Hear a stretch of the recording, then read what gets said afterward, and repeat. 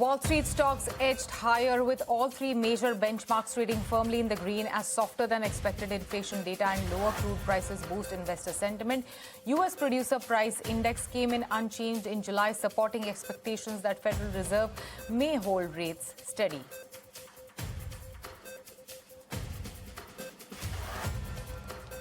The Nifty fails to hold on to the crucial 24,400 mark as intensified selling in banking stocks drags the index into its third straight session of losses.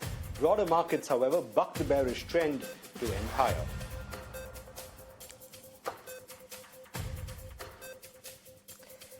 Tata Trust accepts N. Chandrasekaran's decision to not extend his term as Tata Sons chairman beyond February next year. The trust sets up a selection committee to recommend his successor and ensure a smooth transition. Tata Motors Passenger Vehicles reports a big miss in profits for the first quarter of FY27, even as revenues and EBITDA remain broadly in line with expectations. Meanwhile, in some positive signs, JLR's EBITDA margins beat estimates, coming in at about 8.1% versus an ET Now poll of 5.4%.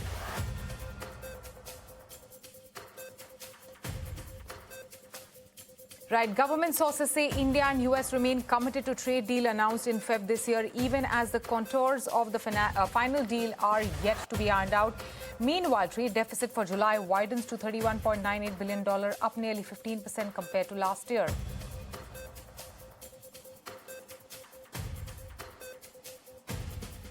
The monsoon session of Parliament draws to a close with dismal productivity. Just 12 bills were passed in the session as it was repeatedly disrupted, with political deadlocks deepening over student protests last month. Now, Air India begins mandatory screening for psychoactive substance for all pilots after the pilot in command of the August 4 Phuket-Delhi flight tested positive for the marijuana. Meanwhile, Civil Aviation Ministry is also considering increasing random drug tests for aviation personnel. The proposed changes could include suspension of the licenses and criminal action in cases of violation.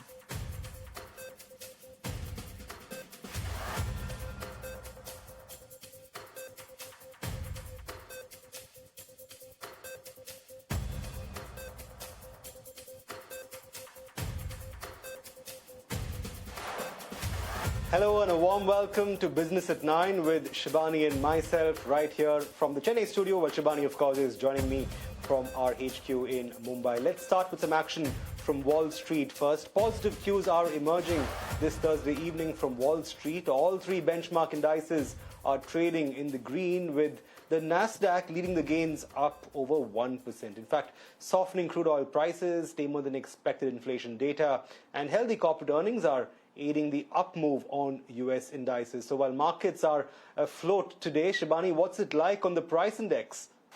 Right. Now, in a more telling sign of inflation cooling off in the United States, U.S. wholesale prices remained unchanged last month, coming in well below expectations of 0.2% rise. Meanwhile, on an annual basis, PPI rose 4.7%, slowing from 5.5% in June. Core PPI, excluding food and energy, increased 0.2% on the month, also below expectations. Meanwhile, US jobless claims have come in above expectations, with initial claims rising to about 209,000 for the week ended August the 8th, against an estimate of 202,000. However, continuing claims stood at about 1.777 million, well below the forecast of 1.794 million. In fact, the data offers a mixed picture of the US labor market and will be closely watched by investors as the Fed weighs in on the strength of the economy and the outlook on interest rates. Well, let's quickly take a look at how the markets fared today. Nifty closed around 24,400 mark. Broader markets relatively outperformed. Realty and FMCG stocks lent support, while metals and private banks corrected. Hindalco and ICICI Bank were the top losers in Nifty today. My colleague Snehi is here with more details. Well, yes, once again, it's been a sideways day for the market because we've seen a little bit of a recovery coming in from the day's low. Nonetheless, we've ended with cuts of about 0.1% on the Nifty, 24,395. So just shy of the 24,400 mark is where we've ended for the day, and it's a 40-point cut coming in on the Nifty 50. Sensex, however, has managed to recover slightly from the day's low, edged over to the green, and it's a 113-point rise that we've seen on the Sensex, ended with gains of about 0.1%. However, slight more pressure coming in on the Nifty Bank because that index has ended lower with cuts of close to 0.5%. The broader end also saw some recovery from the day's low. Small cap index ended with gains of 0.2, and the Nifty mid cap was absolutely flat with a very small tinge of green coming in over there. Sectorally too, it was a mixed bag coming in because while you had metals, banks, finance, oil and gas, PSU banks and pharma that were under deep pressure with the biggest cuts coming in on Nifty metal. On the flip side, you had Nifty defense that was the top sectoral gainer on the back of some very strong earnings from solar industries, up 8.5%. Mishra Dhatu did well, 9% uptick over there, followed by Cyan DLM, Paras Defense, Astra Micro. The defense pack was up and buzzing. This was followed by Realty, FMCG, IT, media and auto.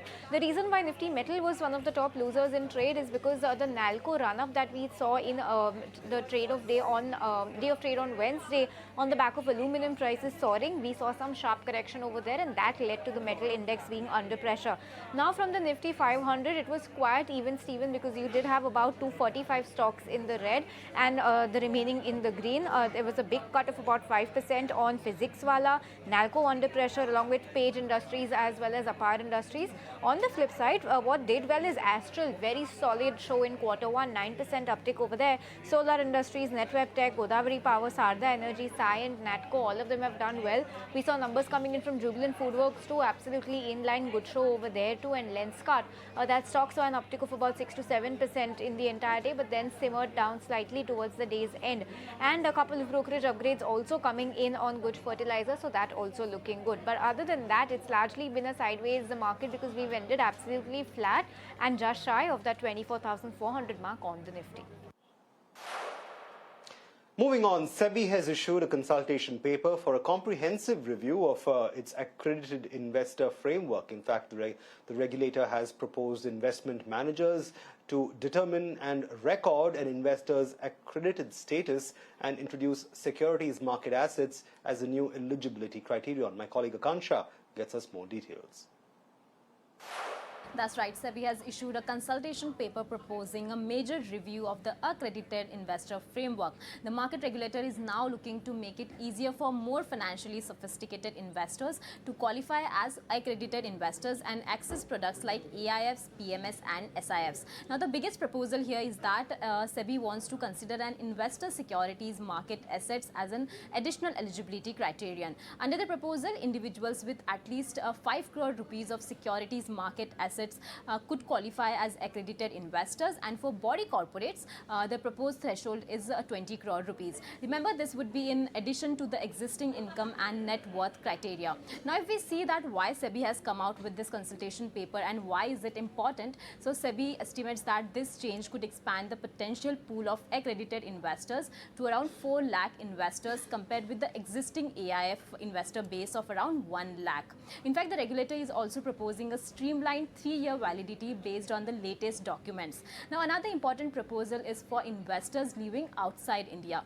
Sebi wants to expand the category of deemed accredited investors to cover all PROIs, which is persons resident outside India under FEMA. This would include NRIs, OCIs and other persons residing outside India. The proposal could also make it easier for these investors to access AIFs without the minimum investment threshold.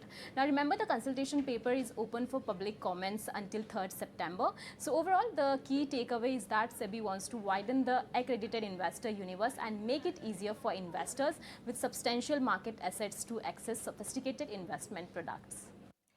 Right now, day after Tata Sons chairman N. Chandrasekaran announced unwillingness to seek reappointment for the 3rd term, Sir Dorabji Tata Trust, which controls 27.9% holdings in Tata Sons, has accepted the resignation of N. Chandrasekaran and initiated process to search for his successor. Let's listen in to first reaction of N. Chandrasekaran on his resignation. I have nothing to say. Thank you. Thank you. About your success and about... And in fact, my colleague Anurag Joshi joins us with more details on that story. The trustees of Sir Dorabji Tata Trust, who met today, passed a resolution to initiate the setting up of a selection panel as soon as possible to recommend the successor to N. Chandrasekharan, who announced his decision yesterday not to seek reappointment when his term comes to an end in February 2027. The panel is being set up in accordance with the Articles of Association of Tata's Sons. In terms of the succession planning right now, the field is wide open, but it's still early days whether the Tatas seek an internal candidate or they look externally to find the successor.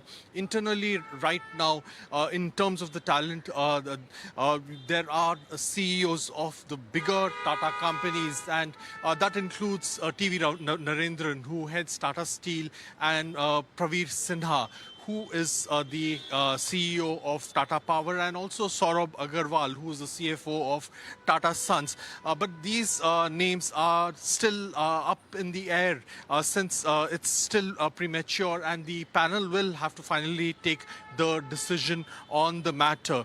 The only Sir Dorabji Tata Trust met today, whereas the other key trust, the Sir Ratan Tata Trust, could not meet due to restrictions imposed on it by the Charity Commissioner from holding any meetings or taking any key decisions.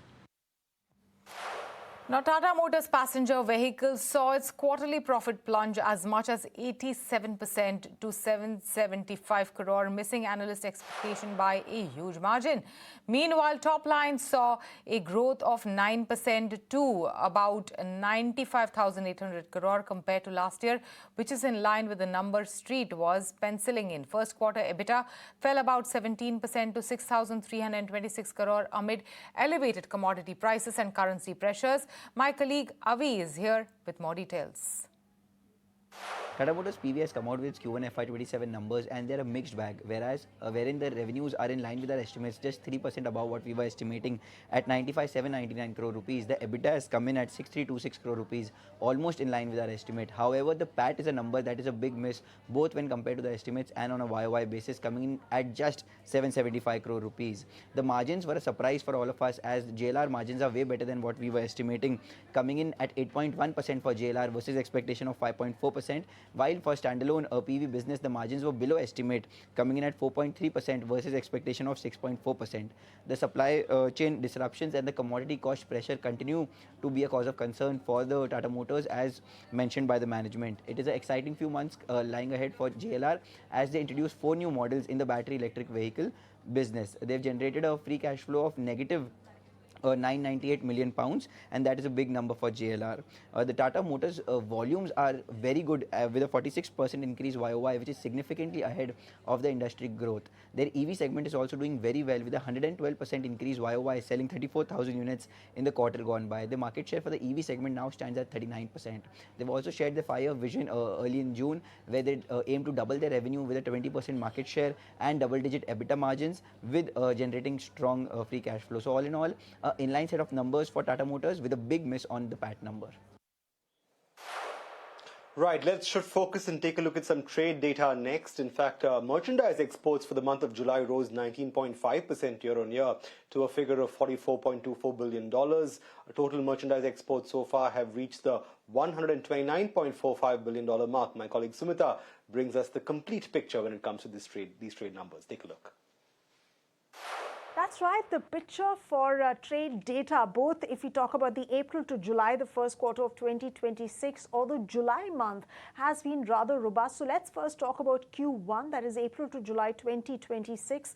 Well, exports, a growth of $236.28 billion was clocked. So basically, which means that exports were up over 13% on a YOY basis. Total merchandise exports reached $129.45 billion, and they were up 13% on a YOY basis. When we talk about the July picture, well, merchandise exports were up nearly 20%, 19.63% to be precise on a YOY basis. But overall exports, when we talk about that picture, which combines merchandise and services exports, they were up by over 13% on a YOY basis.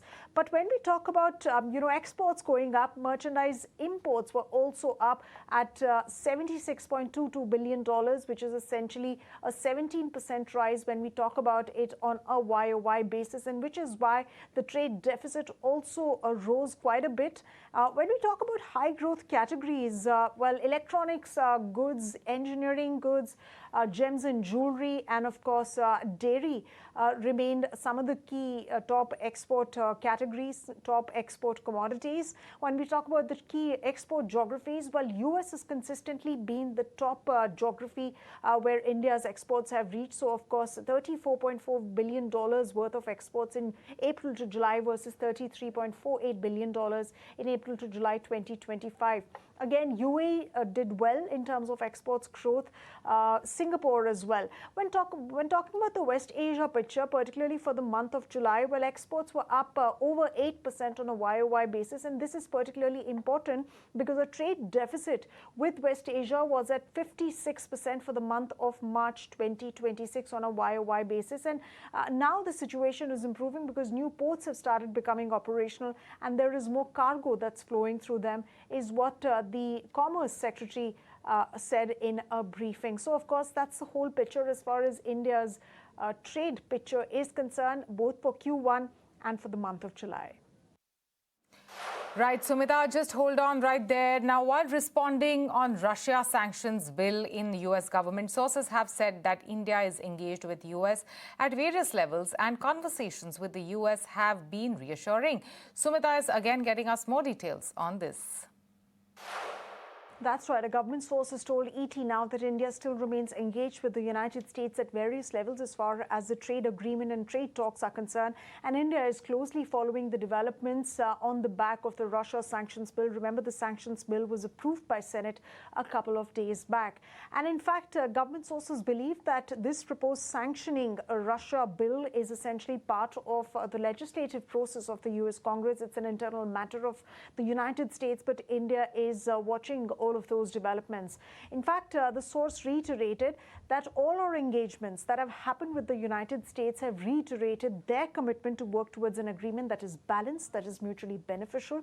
And in fact, there's also an intent to work towards an agreement which is in line with the joint statement of February 2026, in which is when an interim agreement was agreed upon between both the sides. In fact, we are also given to understand that conversations between India and the United States have been reassuring. That is the stance that the Indian government feels. And of course, as far as Section 301 tariffs at 10% are concerned, government believes that that is applicable to 55% of exports to the US. However, 45% of exports to the US, they remain outside of the ambit of Section 301 investigation outcome. And of course, a key outcome of the trade deal, whenever that happens, is going to bring predictability. So of course, India is looking at getting predictability for businesses as a part of that deal via the US-India trade deal. And with that, we're slipping into a short break, but don't go anywhere because Business at 9 will be back in just a moment. So keep staying tuned to ET Now.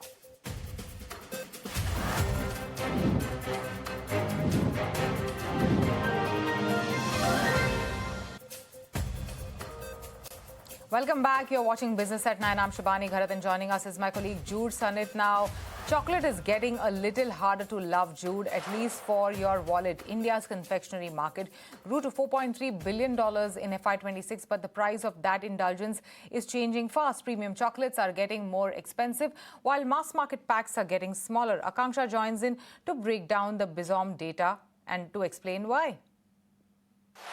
That's right. Chocolate lovers could be paying more for their favorite chocolates as premium chocolate prices continue to rise while mass market packs are getting smaller. According to what we have learned from Bizom is that India's confectionery market has grown to around $4.3 billion in FY26 from $4.1 billion in FY25. Now what's interesting is that the premium segment accounts for around 20 to 22% of India's chocolate confectionery market. In fact, premium chocolates grew 9.5% in FY26 while dark chocolates have risen by 8%, and both these categories alone have grown faster than the overall category. Now when it comes to prices, premium chocolates priced above 50 rupees have seen direct MRP price hikes of around 25 to 37% over the past 3 years. In fact, in the last year alone, premium chocolate prices have gone up by around 8 to 10%, and it's just not about price hikes, but premium packs have also seen grammage cuts of around 5 to 11% over the past 3 years. Now at the mass market end, the story is quite different. Products priced between 5 rupees and 20 rupees have largely avoided direct MRP hikes over the past 3 years. Instead, companies have reduced the grammage of these packs by around 11.5 to 20%. Now one of the key reasons behind this price pressure is the rising input cost.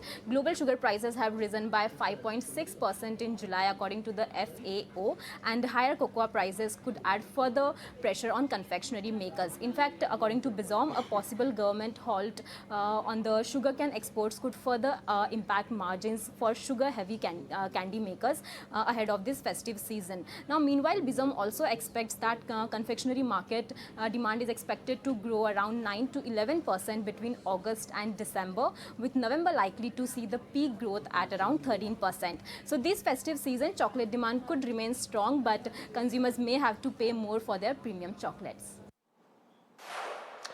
Well, it's a good thing then that I'm not that big a fan of chocolate. But moving on, the government's proposal to build a domestic rare earth permanent magnet has in fact received a fair bit of interest from the industry. In fact, the Ministry of Heavy Industries, we're told, has received at least 20 bids under the scheme to promote the manufacturing of sintered rare earth permanent magnets, or REPMs. In fact, the move is aimed at building a domestic manufacturing capacity for a critical component used across sectors like electric vehicles, renewable energy, and advanced electronics, while reducing dependence on imports. But Shibani, moving on to parliamentary action next, it seems like a lot of our netas this session around made their way to parliament but didn't get much done.